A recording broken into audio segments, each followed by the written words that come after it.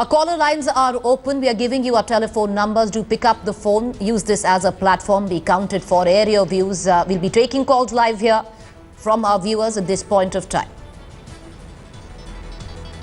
We already have our first caller. Ravindranath joins us from Mysore. Ravindranath, go ahead.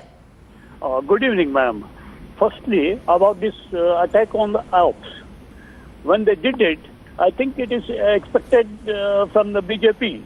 Because even after coming into the power, they are communal and they have attacked many of the Christian institutions also. All right, sir. All right. Thank you. Sir, you know, the topic today, if you just pay attention on your television screen, it is about how complete apathy of the Indian Railways towards the passengers. If you have a view on that, do air it.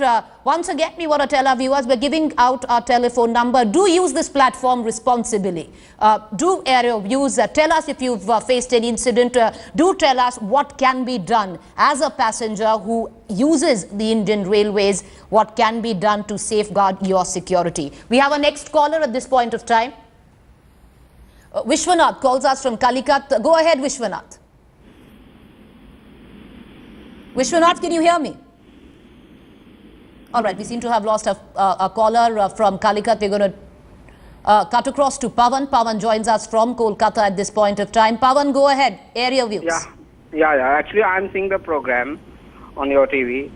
And what I'm really unfazed to see, the thing that all government officials are really unworried about the passengers that are facing the issues here. So I just want to put a question on the Congress government. Yes. What they are doing for the safety of the common man or the common passengers. Every time they announce some compensation and all, is that sufficient? Appreciate you joining us, Pawan. Is compensation enough? Is grief, expressing remorse, grief on cameras, television cameras enough? The question that we are asking our viewers are calling us, and the question we are putting forth at this point of time is one incident after another bringing to fore yet another abysmal failure of safety and security norms within the Indian Railways. Till now, the Indian Railways Ministry has thoroughly been exploited at the altar of coalition politics, always given to an ally to exploit and make money. And the result now reflecting with one accident after the other, complete abysmal failure on security norms. Sunil joins us from Bangalore at this point of time. Sunil, what do you have to say? My question is, in the railways, half the jobs are already given the contract basis. People on the trains, on the contract taking care of it, they are not taking care of anything there. They are just going away. So they have to stop giving all these things on the contract basis. This is what the biggest thing which I have seen it. They are not taking care of the bogies, trains, everything.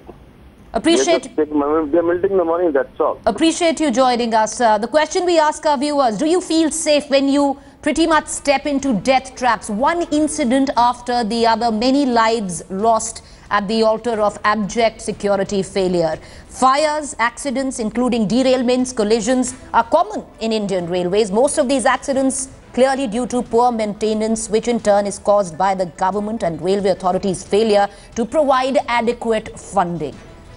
Now, according to the latest, during the past 3 years, Indian Railways has only spent between 65 and 79% of the money it had budgeted for safety measures, putting at risk your lives out there. Do pick up the phone. We are giving you our telephone number. What does a common man, an Aam Aadmi, feel when he actually steps into these death traps? So many incidents which have taken place. Our telephone numbers being flashed on your television screens. Do pick up the phone, be counted for. Use this platform responsibly. Air your views. If you have a question, do ask that question to the authorities that matter.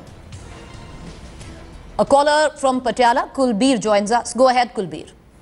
Yeah, it's actually basically a responsibility of the whole of Parliament. I mean, if you reduce the, every time they talk about not increasing the fares, if you want the facilities, you'll have to do it. There should be a contribution even from the public as such. The people keep on smoking. They don't even care for that.